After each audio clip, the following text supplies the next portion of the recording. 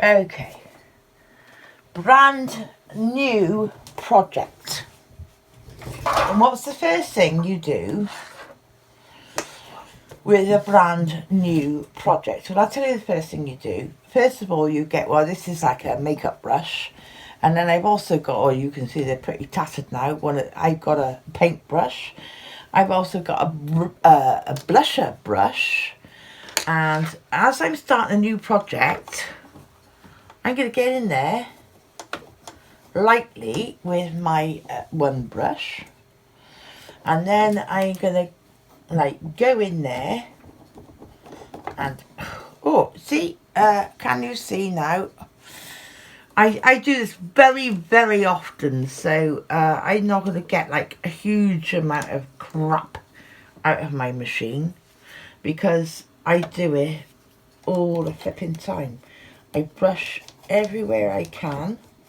Yeah, I just get a brush in there. I do find that makeup brushes, and this one's a bit slimmer, so paint, you know, cheapy kids paint brushes. Oh, look, see? Look. I brought out a load of crap. I get in there with kiddies paint brushes. Just get in there and I will just try and get rid of. Oh, see? Can you see?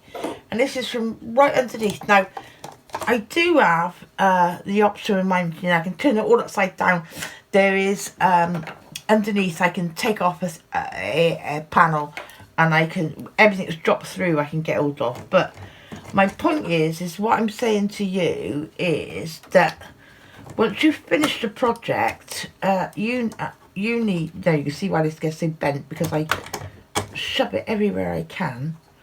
I go round my machine and clean it of lint or anything else that I can find before I do a new project.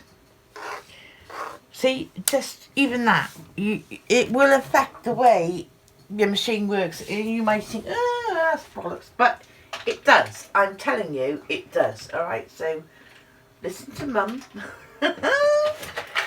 Do as I do. Have I got any left in there? No, that's gone. Right, okay, that's no good. So let me just, somewhere I know I got some, having cleaned out everything I can, the next thing I need to do is, there's a little wick, a pointer device here somewhere. There's a little tiny wick in here, alright? At the bottom of your race. Don't try and pull it out. That wick is important. I can't oil it because I did it once and lost the video, so I'm doing it again. I'm using this is Wahl, which is a clipper. People, you may have heard of them if you cut your husband's hair or whatever. I cut dogs' hair, so I'm forever clipping my dogs. So this is a very, very fine oil, and it's equal. You know, it's the same sort of thing as you would use as machine oil, and all you want is 2 drops in that wick. That's all you need. I do that about twice a year, so not all the time, right? Twice a year.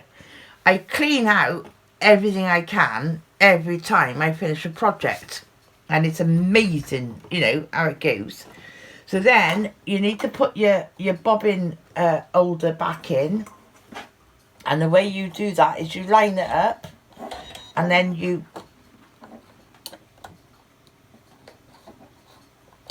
there, hear it click. I am going back and forth with my hand crank, and then you hear it clicking, yeah? Then you put on whatever plate, or you may not have to do this with yours. You may not have plates to exchange. Then I'll put in my bobbin thread. You know I love to use Superior Threads bottom line. So coming from the top, the thread is coming from the top in its slots, okay, and around it goes P for perfect, yeah, and then put your thingy back on.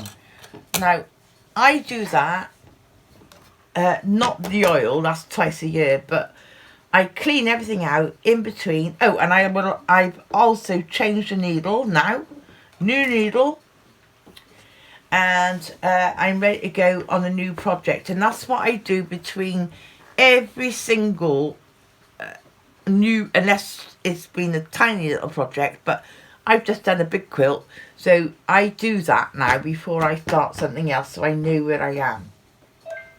It's good practice. Look after your machine and your machine will look after you.